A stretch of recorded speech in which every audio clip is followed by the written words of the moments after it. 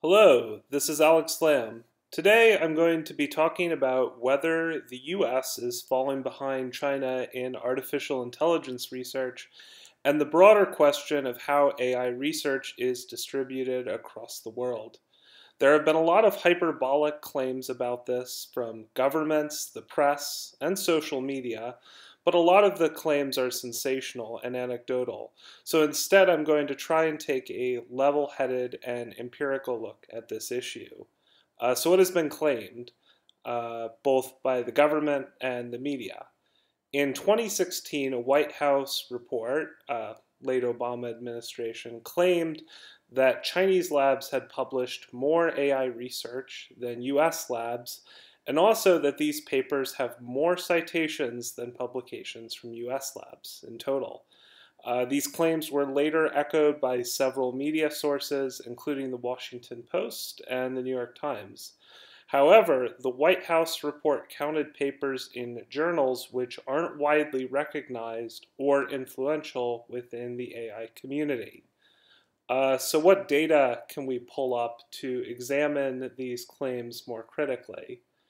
I'm going to be looking at three pieces of evidence. First, I'm going to look at publications in sort of average venues, basically just looking at all of the papers that researchers post on the internet. Next, I'm going to look at publications in top venues, specifically a conference called NIPS, or Neural Information Processing Systems. And finally, I'm going to look at conference sponsorship by companies, which is a crude indicator of level of industrial research. Now, before I get into the data, I need to briefly explain how machine learning research looks when it's published. So I'm going to generalize here, but most machine learning papers have 2 to 10 authors, with 4 or 5 being typical.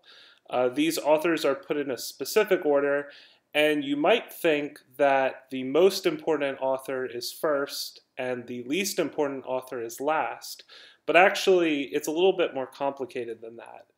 The first author is usually the main student who worked on the project, and the last author or last 2 authors are the professors who advised the project.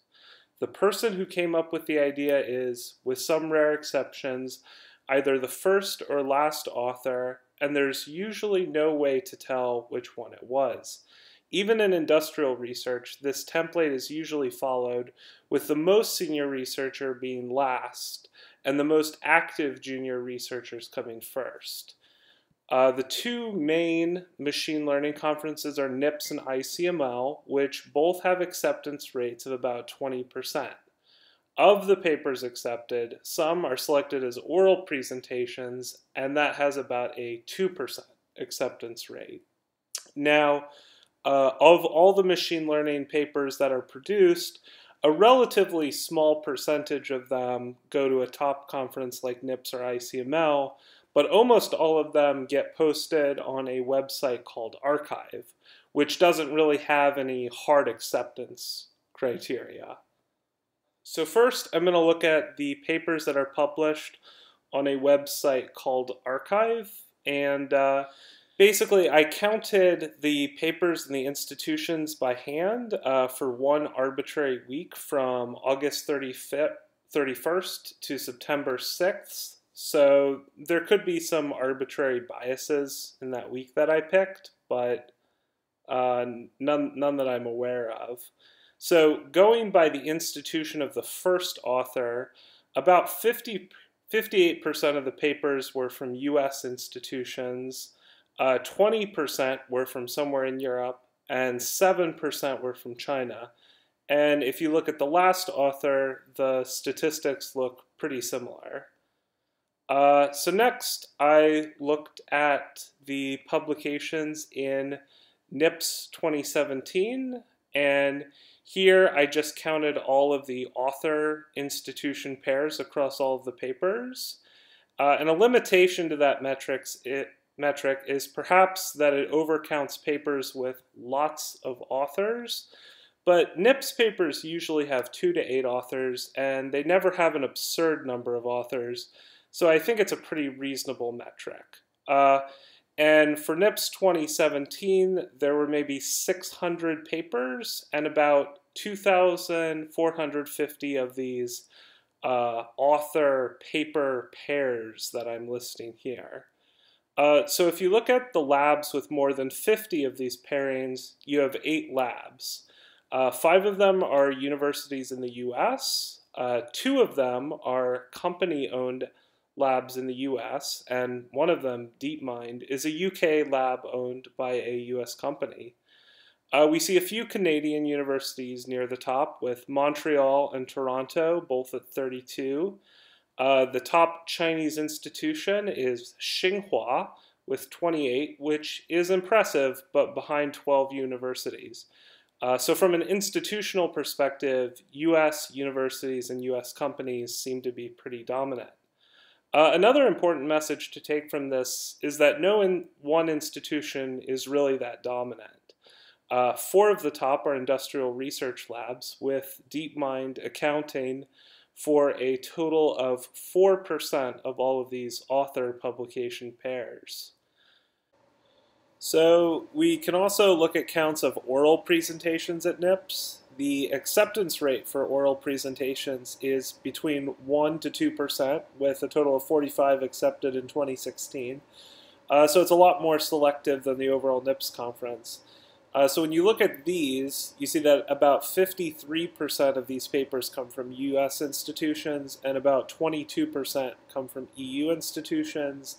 And then about 7% come from Canada, and a few other countries have a couple. So next, I looked at conference sponsorships for NIPS 2016. Now basically what a conference sponsorship is a company can pay a certain amount of money. This top platinum level happened to cost $25,000 at NIPS 2016. And in exchange, the company has a right to set up a certain kind of booth and do certain kinds of recruiting at the conference. So at the highest level of sponsorship, about 64% of the institutions are US institutions.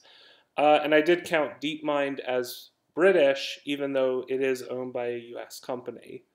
Now 14% of these top sponsorships are from Chinese companies. Now I did the same thing with NIPS 2017.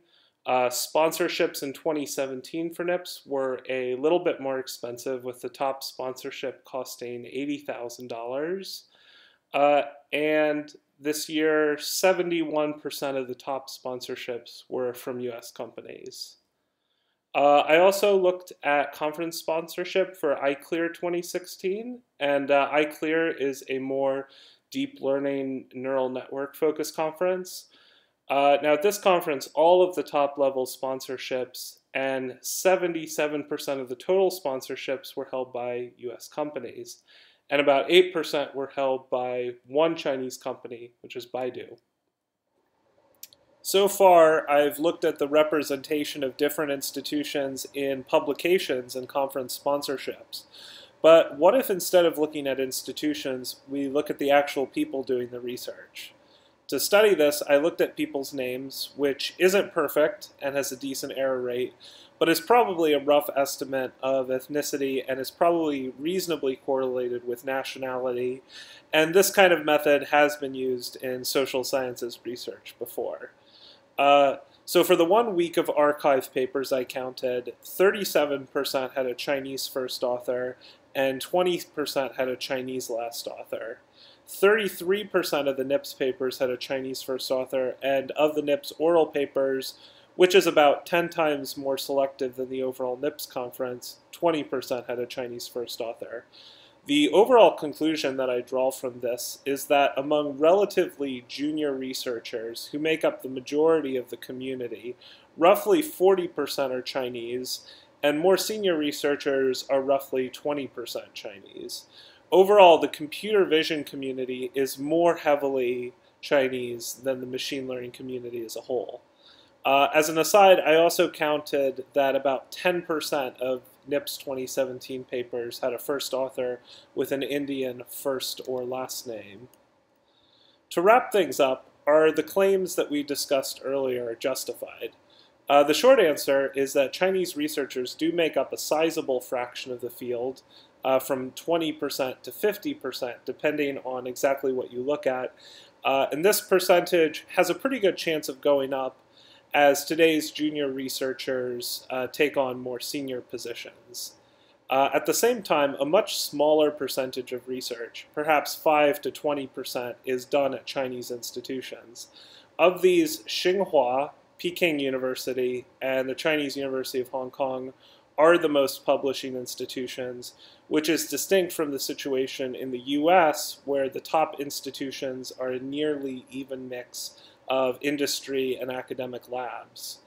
An interesting area of future work would be to expand this analysis to get a sense of how AI research is distributed around the world. And another interesting project would be to study how these statistics are changing across time.